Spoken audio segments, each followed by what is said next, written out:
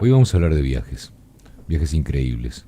Y en este caso es el increíble viaje del alfabeto, el origen de las letras que usamos a diario. Es muy interesante el tema. Es interesante sobre todo porque es algo que la mayoría, creo yo, por lo menos hablo por mí, no nos lo cuestionamos prácticamente en toda nuestra vida, ¿no? Es algo con lo que prácticamente nos criamos. Ni bien ponemos un pie en una escuela, vemos el abecedario generalmente colgado por lo pronto en el aula de primer año de escuela. Es un clásico que las maestras coloquen por allí el abecedario, las mayúsculas, las minúsculas, las cursivas, ¿no? La imprenta. Y hoy les vengo a contar que eso que todos vimos en nuestro, por lo pronto, primer año escolar, tiene sus orígenes por allá, por el Nilo. Tiene sus orígenes en el antiguo Egipto. Tiene sus orígenes en otro sistema de escritura muy distinto al nuestro, que es el de los jeroglíficos. Entonces, primero repasemos esta idea de que no hay una sola forma de escribir una lengua. Bien. Nosotros utilizamos un alfabeto que lo que intenta hacer es representar sonidos, ¿sí? Por supuesto que hay excepciones que se deben a cuestiones históricas, pero esa es como la premisa del alfabeto romano latino. Después hay otras lenguas, por ejemplo el japonés, que además de utilizar grafemas para representar sonidos, también utiliza grafemas, dibujitos, quiero decir con esto, para representar ideas, ¿sí?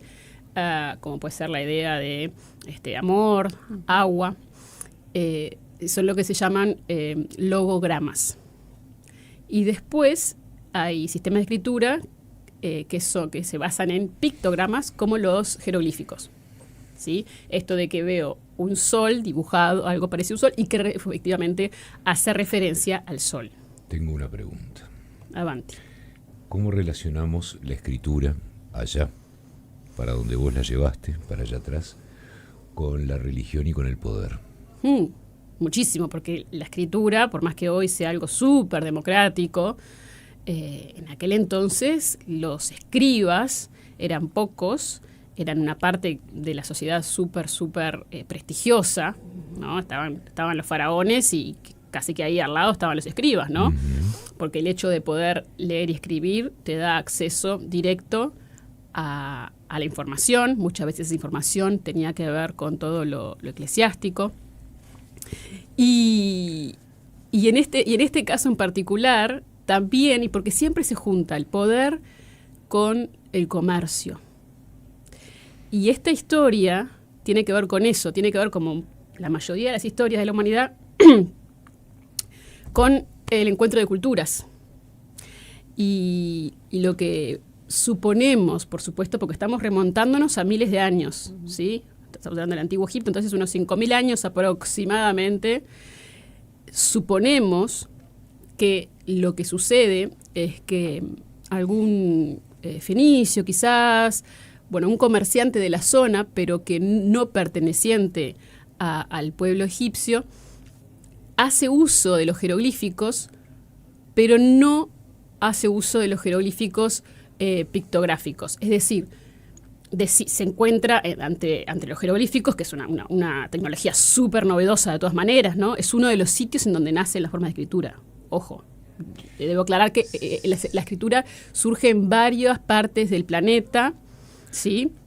Este es uno de los puntos, que es la que nos concierne a nosotros, porque es la que nos ata con nuestro alfabeto.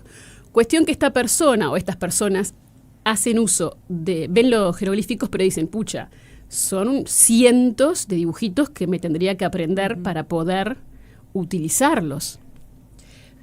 Pero ¿qué hacían los propios egipcios a veces? Cuando tenían que escribir una palabra en otra lengua, que es lo más común del mundo, ¿no? El tomar prestadas palabras, utilizaban estos jeroglíficos que representaban palabras, pero solamente lo hacían para hacer referencia al primer sonido. Entonces, si yo quería escribir la palabra siesta, pongámosle que es una palabra que tomaran prestadas en aquel momento, buscaban el jeroglífico para, por ejemplo, por supuesto que estas no eran las palabras porque no era el español que usaban, una palabra que empezara con S como sol, después buscaban una palabra que empezara con I, ¿no? Y ahí empiezan a utilizarlos del modo que nosotros utilizamos hoy las letras, ¿sí? Empiezan a usar, o sea, los propios egipcios utilizaban los pictogramas a veces como representantes de sonidos aislados. Bueno, fue en Egipto que se encontró una tabla, una pequeña tabla. La Rosetta. Esa, sí. No me acordaba del nombre. Sí, la Rosetta nos sirvió para entender los jeroglíficos. Ahí está. Porque era una piedra con un mismo texto en más de una lengua. Exacto. Bueno, pero les cuento cómo llegamos al alfabeto que hoy usamos todos, ¿Cómo que llegamos? tenemos Claro. en el celular, en la compu. Bueno, empieza a pasar esto de que este sistema, esta tecnología, porque esto es como, es como la IA de ahora, ¿verdad? Era algo fabuloso que le permitía sobre todo a los comerciantes tener registro de ventas, de compras, de embarcaciones, vaya a saber qué. Bueno, y fueron los fenicios que dicen que empiezan a utilizarlo como lo usamos nosotros ahora. ¿Sí? Usan estos jeroglíficos, pero no para hacer alusión a una idea o a un objeto, sino simplemente representando un sonido. Después los fenicios, los griegos toman esa producción fenicia, después de los griegos lo van a tomar los romanos, ¿sí? Hasta tener hoy en día el alfabeto latino que todos conocemos. Pero muchas de las letras que usamos hoy eran originalmente jeroglíficos. La A, por ejemplo, era un jeroglífico que ni siquiera representaba una vocal, representaba a una consonante, a la pausa glotal ¿sí? Creo que la palabra que representaba era elp, que quería decir buey. Si nosotros pensamos en el dibujo de la A mayúscula y los invito a que todos en su mente lo den vuelta, ahí tenemos el buey con sus cuernitos. Claro. Los fenicios lo toman prestado ya para hacer referencia, creo que ya pasa a representar la A nuestra y la pone de costadito, que seguía siendo una cabeza, pero digamos, ¿no? Y recién son los griegos los que usan el alfa y la paran como la paramos nosotros a la A. Y hay muchísimas letras. La O creo que era el ojo del jeroglífico egipcio. Hay muchísimas letras que se remontan a esa época. Y bueno, lo que hacen los romanos efectivamente es, si se quiere, estandarizar esto. Pero cuando hablamos de estandarizar es una locura si uno se pone a pensar que no había una regla, no había, si un escriba se le ocurría escribir una palabra de tal modo, no había nadie que le dijera así no se hace porque está la RAE que dice que se escribe así o asá, no había diccionarios. Claro. Después estaba el cambio lingüístico, que siempre está presente, entonces se pronunciaban distintas las palabras, y qué hago con la letra, la cambio, porque necesitamos tener también una consistencia para comunicarnos con los textos a través de los tiempos. No, y convengamos que estoy adivinando que en tiempos de paz habría un intercambio cultural totalmente fluido. Ejemplo de esto con el Imperio Persa, por ejemplo, ¿no? donde confluían diferentes civilizaciones, y me imagino que aquello sería que hasta el día de hoy vos caminás por Estambul y en una cuadra escuchás 8 idiomas. Claro. Y gracias a esos intercambios es que hoy tenemos, en el caso nuestro, el alfabeto que tenemos. No. Por más que le decimos alfabeto latino, no lo inventaron los romanos y punto. De hecho, también la forma de escritura se escribía yendo hacia un lado y volviendo como un arado. Como de hecho a veces los niños cuando empiezan a escribir lo hacen eso, ¿no? Y lo rezongan y los corrigen. Por supuesto, sí. Eso sería es una gran oportunidad para contar que eso que hace es naturalmente Juancito es como se empezó a escribir. Mejor que no lo sepan porque se te pone no, ahí no decirle que no. Sí, entonces hay que escribir así. Por supuesto, querían eso. Mejor no. Pero después fue todo, también de algún modo se llega a ese consenso de, ¿para dónde escribimos? ¿En qué sentido? Y hay lenguas que escriben de derecha, se escriben de derecha a izquierda, hoy en día, como el árabe, como el hebreo, Claro. y después otras como la nuestra, que decidimos quedarnos con el izquierda-derecha. Pero también me dirán, los oyentes estarán diciendo que también hay lenguas que escriben de arriba hacia abajo. También, es verdad eso. Y todas esas cuestiones no dejan de ser consensos, ¿sí? Que si uno se imagina ese momento en donde la comunicación no es lo que es ahora, que ¿cuánta gente participó de eso? Bueno, ¿no? eso te quería comentar, Ileana, porque me llama muchísimo la atención cómo con el paso del tiempo se van creando los consensos naturalmente o decanta todo en un consenso que después es lo que perdura en el tiempo y llega hasta nuestros tiempos hoy, ¿no? Pero ¿qué es lo que, claro, cómo va decantando todo y cómo van ganando unas cosas, cómo le van ganando lugar a otras, ¿no? Y cómo, bueno, se establece que esta letra es esta letra, que suena así, todo, el grafema, el fonema, todo, ¿no? Pero ¿hasta dónde es un consenso que hacemos como sociedades de un modo inconsciente, si se quiere? Porque acá no había instituciones. Y ya sabemos que cuando viene una institución a decir esto se hace así, Claro. señores, no nos gusta. ¿Sí? Lo mismo pasa cuando con el fenómeno, antes eran siempre todas mayúsculas. El alfabeto era todo en mayúsculas. Si no piensa en el alfabeto griego, no piensa bien en esas letras grandes. Y de hecho la minúscula nace del proceso que se llama cursivización, que no era otra cosa que la vieja y querida necesidad de los escribas de copiar más rápido, Más fluido, ¿no? más fluido Claro, los textos, claro. ahorrando tiempo y energía. Entonces empiezan a hacer las letras más chiquitas y las empiezan a unir entre sí. Y ese proceso de cursivización deviene en las minúsculas. Y después hay una cuestión ahí estética, creo que cuando se hacían los libros, de todas maneras, por más que se escribiera en minúsculas, se mantenía el principio. ¿Vieron esa idea de la escritura medieval que tenemos del texto, en donde la primera letra Mucho más grande. es ¿no? enorme Sí. y es claramente una mayúscula de estas letras de bloque bien cuadradongas? Bueno, entonces esa A mayúscula que después seguía con minúsculas. Y después en algún momento alguien dice, y si a las nacionalidades o si a los nombres propios los escribimos con mayúsculas, y de algún modo cuadra. Eso depende, por supuesto, de las culturas. La cultura alemana escribe todos los sustantivos con mayúscula. Nuestra cultura hispanohablante no tuvo esa elección. También está la cuestión de los puntos y las comas. En sus orígenes no escribíamos con puntos y comas. Sí, era todo un continuo, hasta que alguien dijo, che, y si ordenamos esto... Espera que no se entiende. Claro. Es muy interesante, Ileana. Y uno a veces se pregunta también, capaz que me estoy yendo de tema seguramente, todo esto, como otras tantas intervenciones humanas, de alguna manera también forjan nuestra evolución como especie, ¿no? Desde lo cerebral hasta lo físico. Sin duda, sin duda. Yo creo que la escritura... es la tecnología, bueno, lo creo yo y lo creen muchos más, ¿no? De hecho, empezamos a contar la historia, la historia se cuenta como tal desde que tenemos una forma de registrar nuestros pensamientos, de registrar los hechos. Ahí hay un cambio brutal en términos de la historia del ser humano.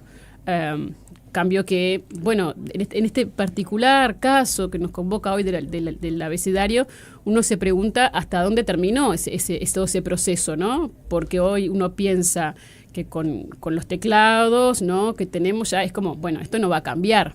Pero por otro lado, surgen cuestiones que hemos discutido ya, como los emoticones, los emojis, las abreviaciones, así como los fenicios, cuando toman prestados estos jeroglíficos, omiten las vocales, algo a ellos les funcionaba, pero nosotros también a veces lo hacemos, lo de omitir las vocales, yo qué sé, en por qué, por ejemplo, Sí. o la abreviación de Montevideo, como MVD, también funciona eso, ¿no? Entonces el hecho de que ahora tengamos una estandarización bastante firme del abecedario no quiere decir que no estemos desarrollando otras formas de escritura.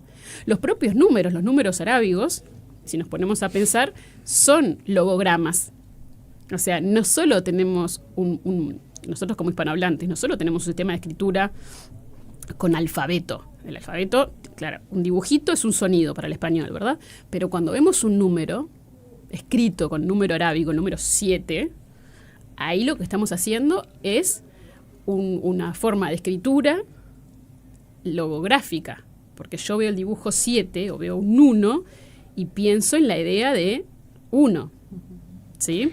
Vos sabés que estoy pensando en voz alta y voy a tratar, y tengo el pensamiento medio desordenado, Iliana, pero imagino que en un ranking, quizás antiguo, el número haya sido más valioso que la letra, ¿no? Sí, seguramente. Saber Yo me cuánto tengo que cómo se llama, ¿no? Sin duda. O cómo lo escribo. Sin duda, sí.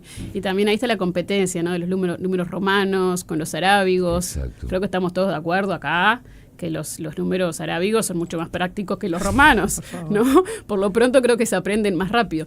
Pero qué loco esto de que así que utilizamos, ¿no?, diferentes técnicas de escritura, ¿no? O sea, nosotros mismos a veces no nos imaginamos utilizando pictogramas o logogramas, pero utilizamos pictogramas cada vez que mandamos un corazoncito o una carita Exacto. feliz con el celular. Lo mismo sistema que ha estado utilizando el ser humano por siglos. ¿Sí? No solamente usamos el alfabeto. Sí. Me río porque en estos procesos de primero de escuela en el que están nuestros niños, está siempre la pregunta de, bueno, la A es esta, la B, bueno, está. ¿Y por qué? ¿Y por qué se escribe así? La A me sirve de ejemplo y lo voy a usar, pero para cada letra está y cómo ellos tratan de acordarse de la forma y cuál es y todas las técnicas que hay para tratar de hacerles acordar con qué asociar determinados sonidos, ¿no? Sí. Pero terminás estableciendo una convención que ellos buscan la explicación desde el aprendizaje también, ¿no? Y eso lo que dijiste de la letra A es genial. Sí, además es bien claro, ¿no? Claro. De hecho, si uno... Hay que buscar la explicación para las demás. Para el resto. Claro. Sí, para las demás. Algunas vienen de las palabras puertas. Ahora me acuerdo, creo que es la... Después te pido la otra E explicación. es el jeroglífico ese que todos tenemos en nuestra mente, el macaquito caminando como Sí, levantando los brazos. Sí. Me sirve. Y creo que se representaba ya la secuencia Hey. Y después cuando los griegos lo toman, lo tuercen un poquito y le llaman el epsilon. El epsilon, Que claro. creo que epsilon en griego quiere decir algo así como E desnuda o Ei desnuda, porque sacaron el sonido inicial que el griego no precisaba.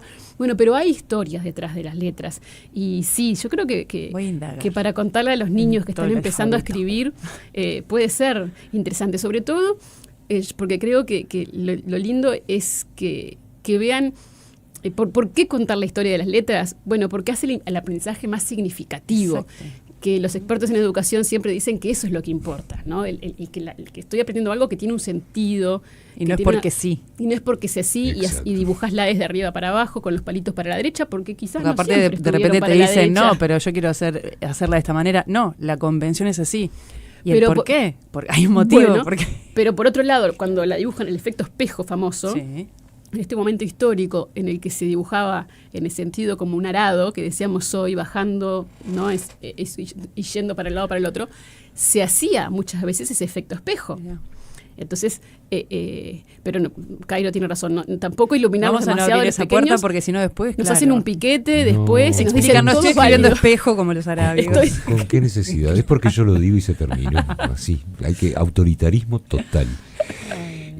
Ileana, ¿cómo te encontramos? Me encuentran en Instagram, sobre todo, con Y, Iliana con Y al principio, Rodríguez. Iliana, en Instagram creo que aparezco como Iliana Virginia. Iliana Virginia, exactamente. Exacto. Siempre es un placer compartir esta columna contigo, Ileana. Lo mismo digo, me encanta charlar con alguien que le interesen estas cuestiones. Total. Y creo que hay varios oyentes que también comulgan con estos intereses. Hay ¿Cómo un no? montón, ¿Cómo un no? montón. Era la columna de Ileana Rodríguez aquí en Viva la Tarde.